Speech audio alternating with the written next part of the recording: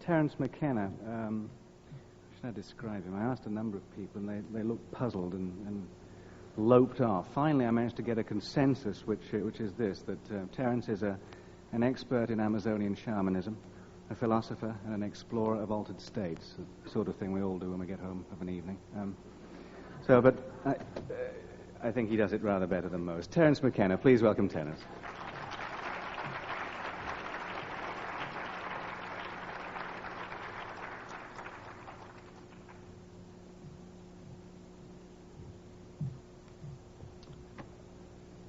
Well, I'm aware of how late in the day it is, and I know some of you must be double parked, so I'll make this as succinct as possible. This morning's discussion caused me to wonder how much we would understand about electricity if our method of studying it was to stand on the tops of high hills and wait to be struck by lightning. It seems to me that's sort of the position that we're in vis-a-vis the UFOs. We have no real theory. We have conjectures. We have fiercely defended hypotheses, but we have very little that is concrete to go on. It's almost as though the issue of the UFO were an onion, and as we peel the layers of the onion, we discover when we get to the center that there is nothing there whatsoever left. It reminds me that if you cross an onion with a UFO, what you get is a flying saucer that brings tears to your eyes. And so what I would like to do is, just based on the notes I took today, to review what the options available to us are in terms of trying to get some kind of intellectual handle on this phenomenon, and I'll move through them rather quickly. One possibility that I suppose is now out of fashion because it wasn't mentioned here today, other than what Jacques said about ball lightning and plasmas, is that the UFOs are somehow natural phenomena, perhaps piezoelectric forces that have an ability to interact with the delicate electrochemical machinery of the human nervous system to create an impression of hallucination or visitation or abduction. That's one possibility. The more serious contenders, as explanations, I think, fall into three categories. Is it us? Are we being visited? Or is there another tenant in the building that we are unaware of? And my own feeling about this tends to vacillate. I have had contact experiences. I have seen a UFO very close. I have met with entities from other dimensions, and it has not impelled me to take a strong position. I've paid very close attention when these experiences were happening to me, and there always seem to be loose ends that argue against whatever hypothesis seems currently most attractive. And though Jacques didn't mention it today, I recall in his book, The Invisible College, he stressed the absurdity that seems to attend the contact experience, that if the contactee will truly tell the unvarnished truth, then there will be elements in the story which will make the contactee look like a moron. In other words, the invalidation of the experience is an inimical part of its structure. almost as though the entities were saying, well, you may tell this story if you wish, but if you tell it truthfully, you'll be taken for a fool. Well, there's nothing wrong with being taken for a fool, except that it does seal the phenomenon rather nicely away from the very sober ladies and gentlemen who are making their careers in some branch of science. They are not interested in investigating the kinky, the anecdotal, the possibly pathological. In preparation for this conference, I reread Carl Jung's book, published in 1954, called Flying Saucers, A Modern Myth of Things Seen in the Sky. And to my mind, no one has really gone beyond Jung. He understood very clearly that saying that something is a denizen of the psychic realm no way precludes its also having efficacious force in the physical realm through the phenomenon which he called synchronicity.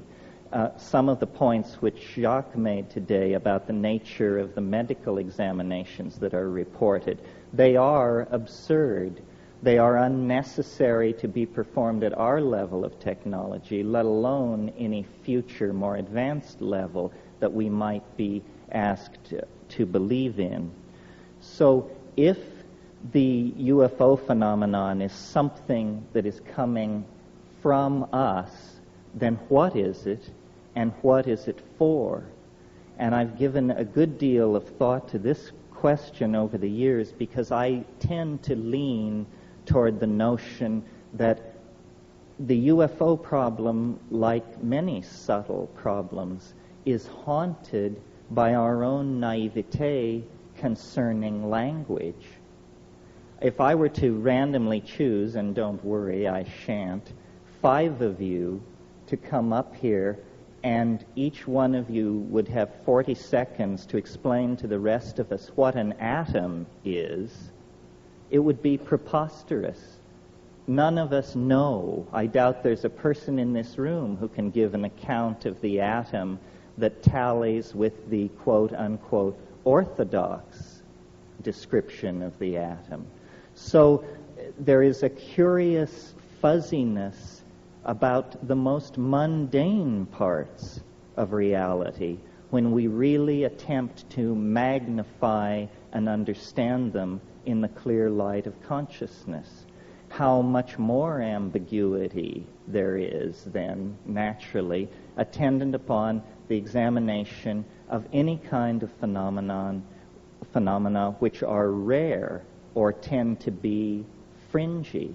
So it isn't a matter of achieving consensus over the UFO. We can't even achieve consensus about what constitutes a decent souffle. So this passionate desire to drag us all under the umbrella of a single explanation is, I think, missing the point.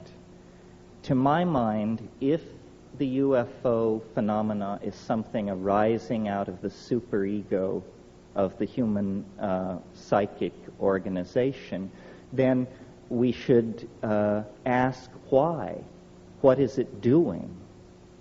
And I don't want to sound like a public relations agent for Jacques Vallée, but to my mind, with the exception of Jung, Jacques is the only commentator on the phenomenon who has really pushed the frontier back. To my mind, in The Invisible College, when Vallée says, in looking at the effect, not asking the question, what is it, but what does it do, you very quickly see what the flying saucers are doing.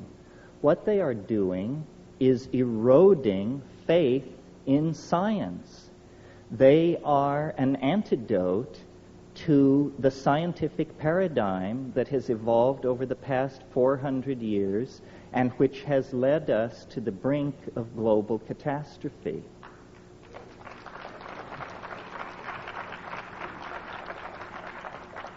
So the notion being developed here is that within the structure of the human psyche, There is something like a governor, something like a monitoring circuit, which when a society begins to evolve in a pathological or lethal direction, phenomena can be induced not by the egos of men and women, not by their institutions, but by the overmind, the collectivity of the human species.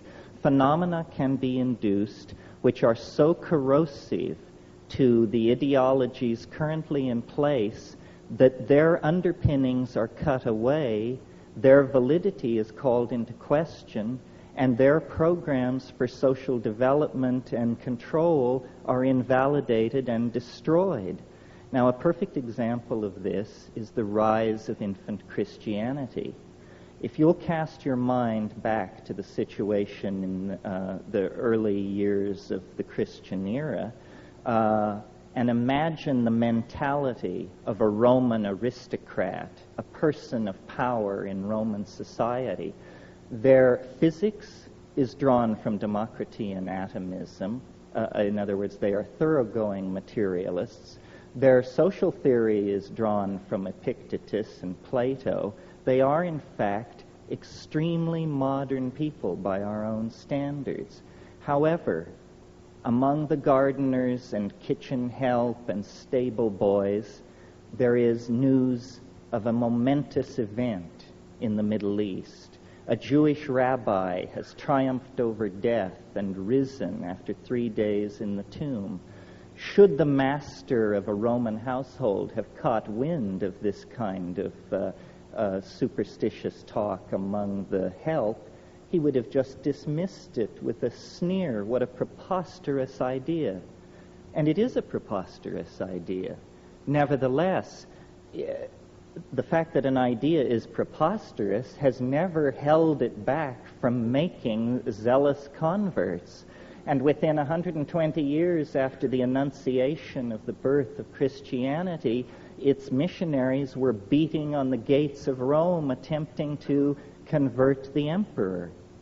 Now I see a similar situation in the modern context, that rationalism, scientific technology, which began and came out of the scholasticism of the Middle Ages and the quite legitimate wish to glorify God through an appreciation of His natural world, turned into a kind of demonic pact, a kind of descent into the underworld, a nekeia, if you will, leading to the present cultural and political impasse that involves massive stockpiles of atomic weapons, huge propagandized populations cut off from any knowledge of their real histories, male-dominated organizations plying their message of lethal destruction and inevitable historical advance. And into this situation comes suddenly an anomaly, something which cannot be explained. I believe that that is the purpose of the UFO, to inject uncertainty into the male-dominated, paternalistic, rational, solar myth under which we are suffering.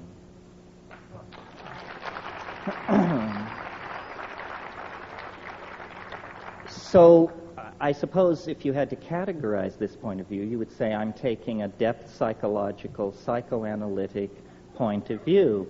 What I'm saying is that the UFO is nothing more than an assertion of herself by the goddess into history, saying to science and paternalistically governed and driven organizations, you have gone far enough. We are going to turn the world upside down.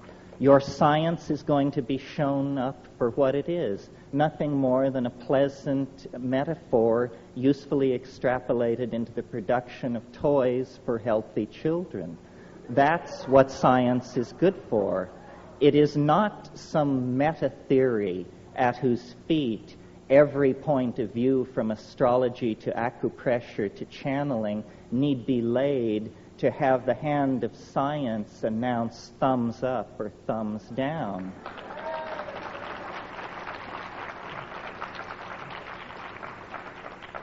Now, there is another possibility which can be dovetailed into the first.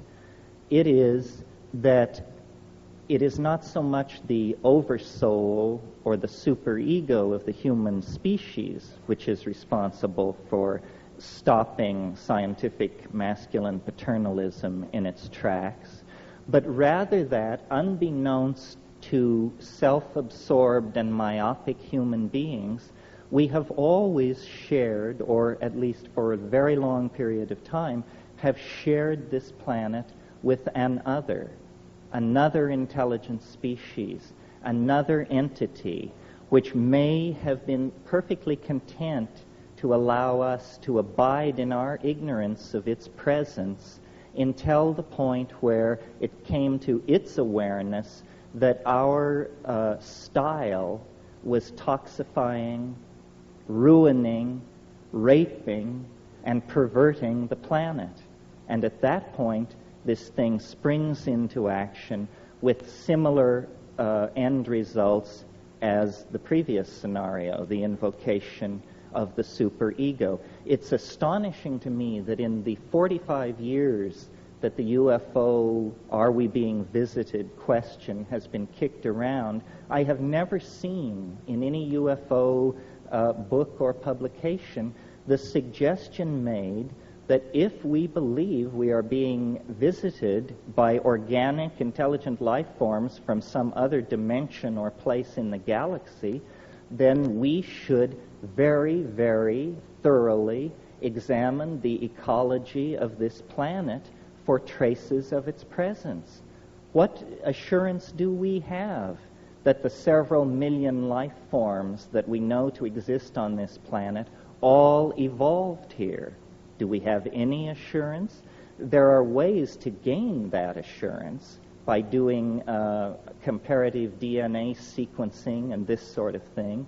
Some of you may know my own position, or one of my positions, which is that plants and fungi containing psychoactive compounds are extremely viable candidates for extraterrestrial intruders into the environment of this planet.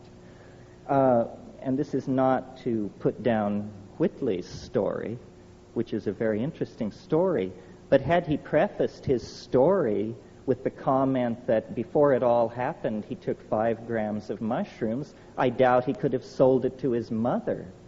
Because in the world where mushrooms and other psychedelic plants are imbibed, such stories are commonplace. It's no big deal. So I'm always amused by UFO investigators and compilers of data who will tell you, well, the first thing we did is we got rid of all the stories told by anybody who was intoxicated on anything. It seems to me that move has probably absolutely precluded any possibility of understanding what is going on.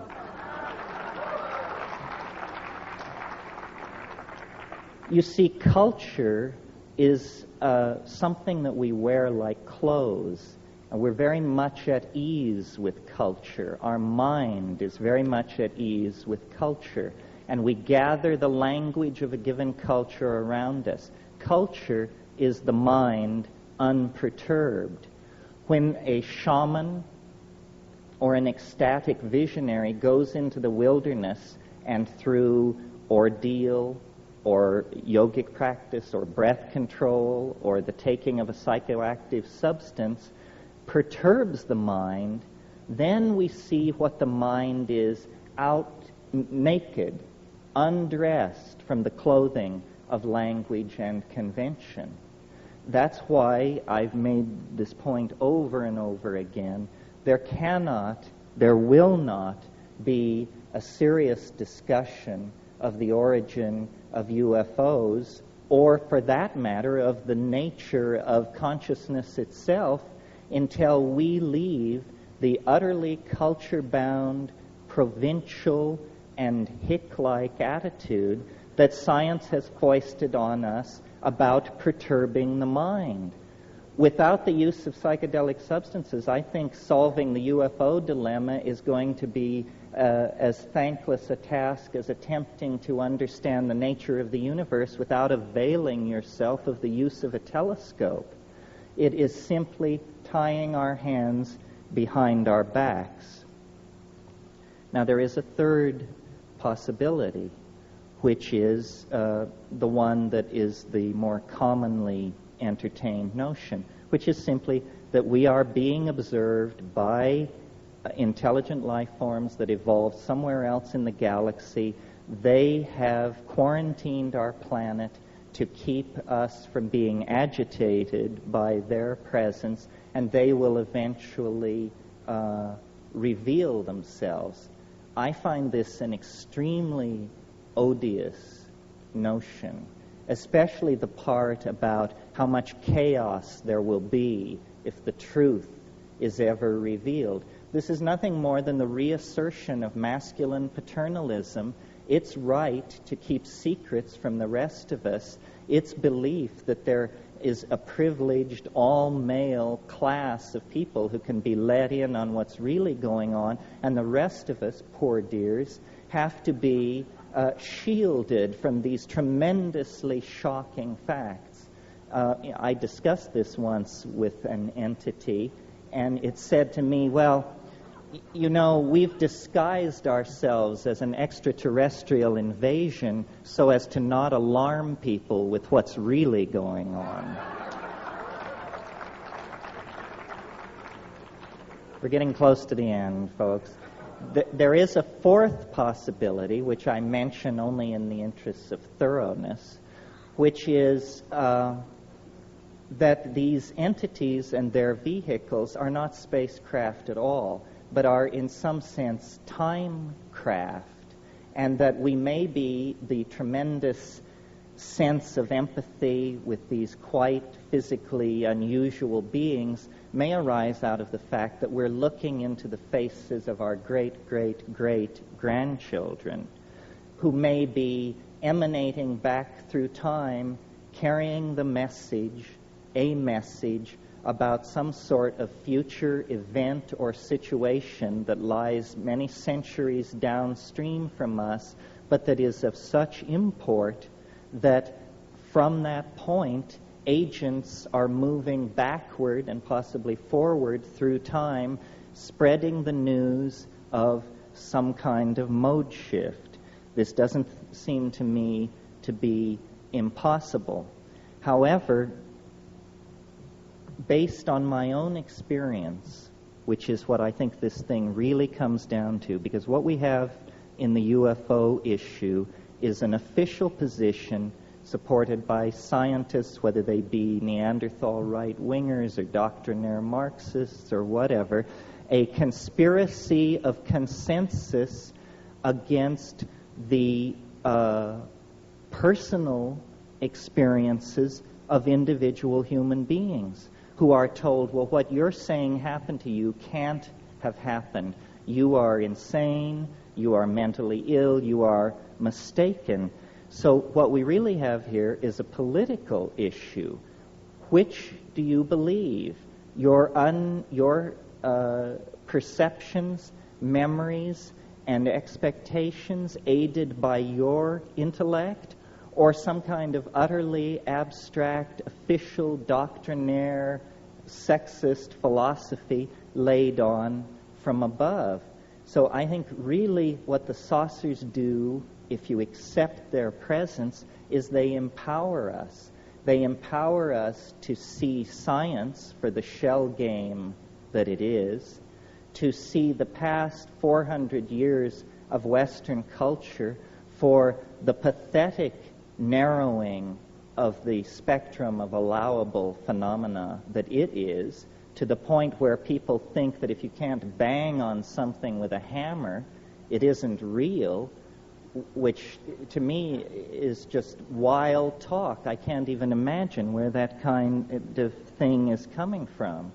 So I think, and I'll just leave you with this final thought, that in lieu of the repression, and it is a repression throughout this century, of legitimately available ways of exploring the modalities of consciousness, and by that I mean psychoactive compounds, the repression of those compounds and their use by science has created a neurotic energy dynamic in the mass psyche, and the mass psyche has begun to hallucinate because the destiny of human beings is to live in the imagination in the hands of the goddess.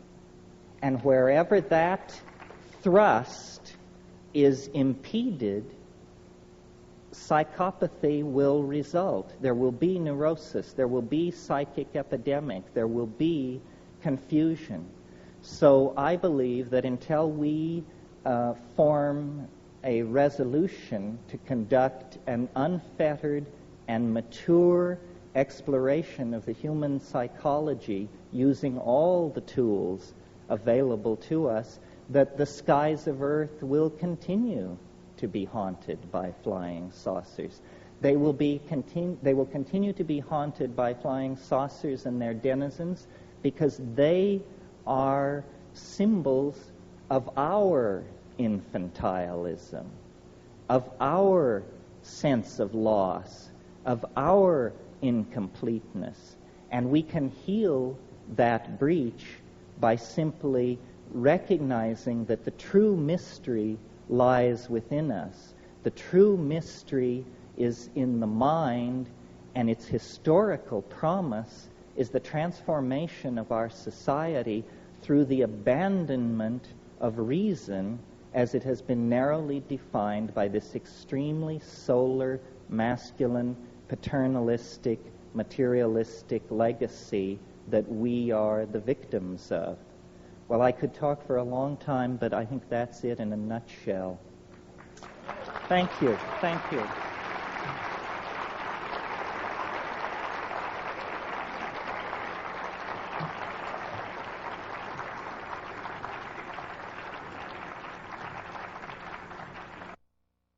There were a couple of points I didn't cover.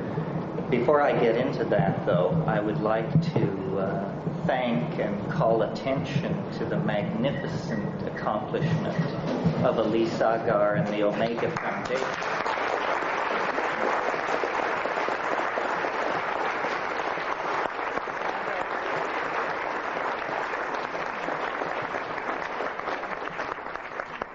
Elise and her people have done a tremendous job, and this is definitely the most glittering New Age event that I have ever had the privilege of attending. I said to someone, does the fact that the backdrops are beginning to look like the Russian Revolution mean we're making progress?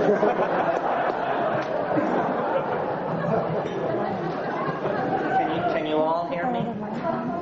Put it up a little bit. Set it up. Can't do that a little bit. How's that? All right. Okay. The area that I want to just spend a few minutes on tonight that I didn't touch on this afternoon is what then is to be done? Tolstoy's question.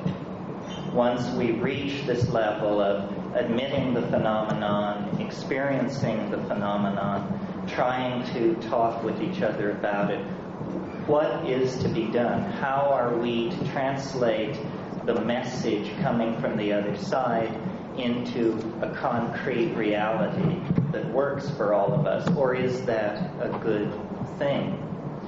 And my take on this, which is nothing more than my take on it, is that what we are involved in and with in the UFO phenomenon is an extremely poignant and intense effort to end our alienation from the unconscious.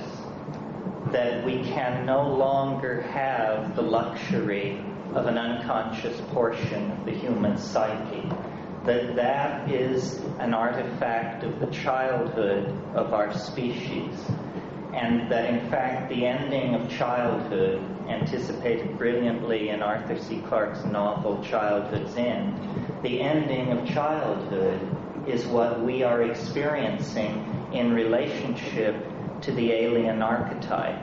As a species, we are coming into a kind of pubescent awareness of the presence of the other. Our childish historical concerns that were self-directed and self-indulgent no longer satisfy, and a deep kind of yearning has come upon the species, a yearning for the confirmation of the presence of an other. In the same way that an adolescent child becomes aware of and develops an extremely intense, highly charged, and ambivalent attitude toward the opposite sex, I think we are discovering in our own psychic structure the potential, the possibility of a relationship with an intelligent species outside ourselves. And this raises for us all the tensions, all the issues that accompany an adolescent love affair. How are we to eliminate the human unconscious and come into our birthright as fully conscious, enlightened beings? What is to be done? Again, my opinion is that what we need to do is to concentrate on the phenomenon of communication and the evolution of language. We have been far too naive about the role that language has played in the construction of reality at its center, let alone off on the fringes with the elves and the fairies and the UFOs. We need to test the envelope of language. We need to perfect the fine idea of being able to communicate with each other. At the moment, and I think we proved it at this conference, it's nothing more than a fine idea. I felt before I came to this meeting that we would all sit down in a room and make great progress in about an hour toward understanding the phenomenon. And then I discovered that we were all, including myself, heavily freighted with linguistic momentum, the power of our own metaphors to carry us past the opportunity to listen to what other people were saying. And so I think that what we are dreaming of is a common language.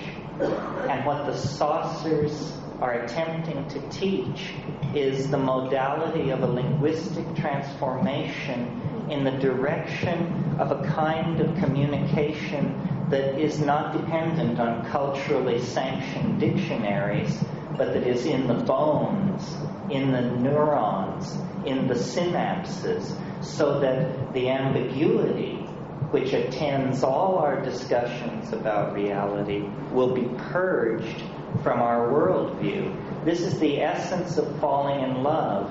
One definition of falling in love is nothing more than lifting the veils of misconception between two entities and still being able to go forward towards some kind of union.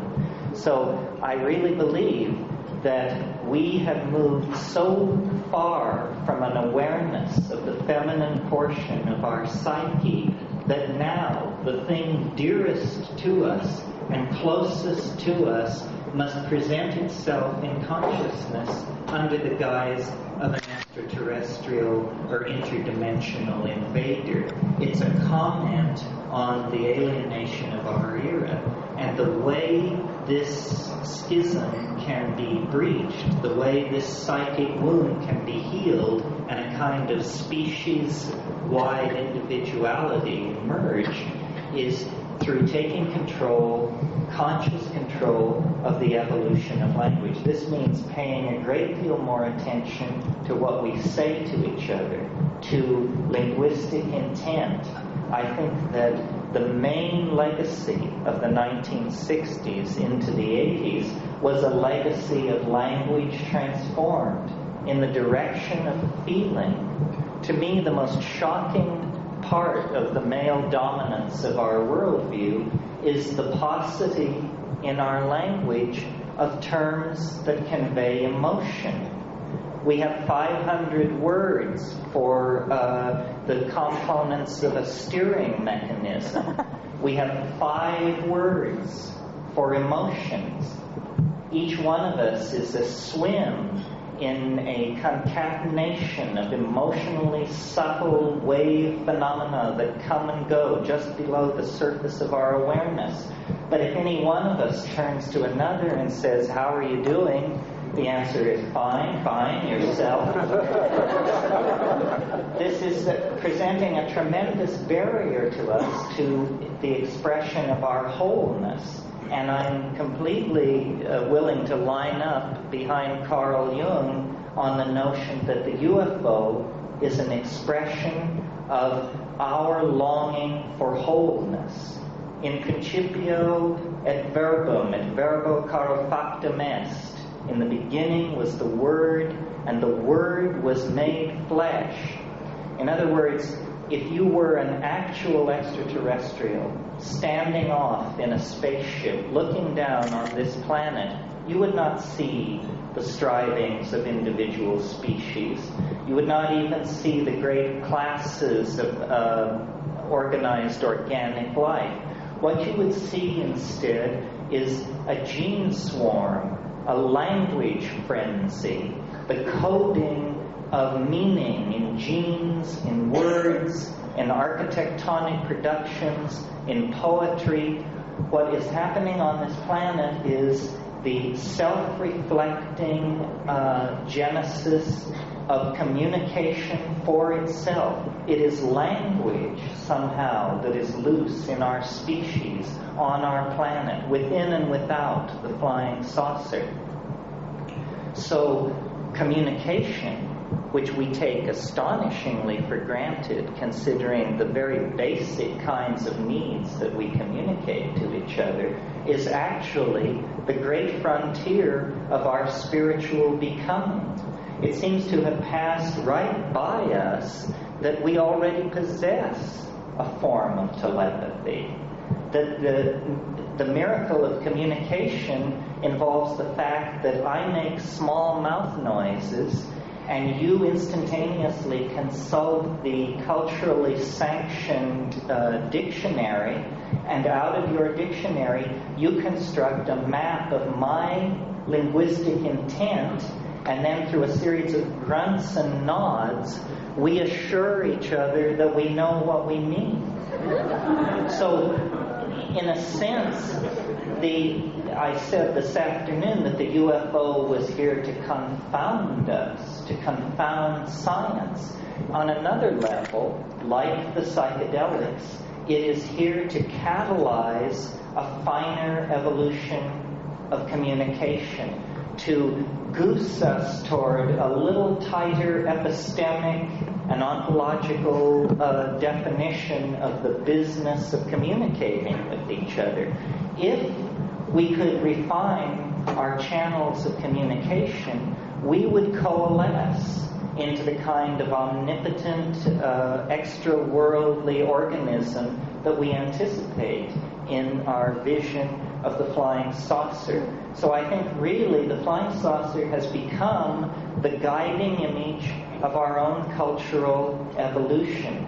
We are going to live in the imagination. This planet is involved in a birth process. There is nothing unnatural about what is going on this planet, and there is nothing unnatural or inappropriate about us. It's simply that the planet has carried us to term. We are now ready to leave the womb, and the womb is in danger of toxemia if we in fact do not leave it. We have passed into a new kind of time where the separation of our species from the planet that gave us birth is a necessity for the survival of both parties. And like any birth, it is a moment of crisis. It can end in catastrophe, and perhaps the saucers stand off to perform a necessary cesarean if things really turn into chaos. Many contactees report an apocalyptic scenario involving the saucers taking everybody away in the wake or in the imminence of a thermonuclear exchange. However, the mature way, the self-reflective way, the dignified way out of this cultural impasse, out of this global standoff, is for us to take seriously, on a personal level, the possibility of evolving our communications with each other so that we actually become the loving family of the goddess, the planetary organism that we all feel ahead of us in the future, casting an enormous shadow back over the historical landscape.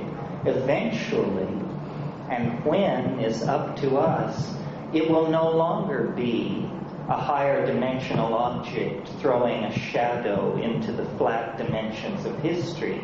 It will be instead a transcendental object made manifest. We are, in fact, on the brink of great changes.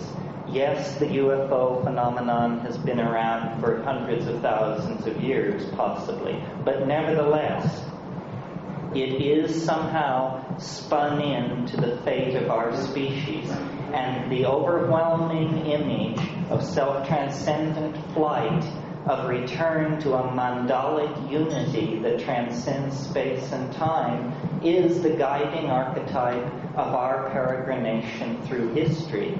So I believe that the UFO waits at the end of time in the same way that the individuated personality waits at the end of the ontological development of the individual. And if we act in good conscience and with great faith in each other, we can in fact realize the hope of the Irish prayer, which says, "May you be alive at the end of the world." Thank you.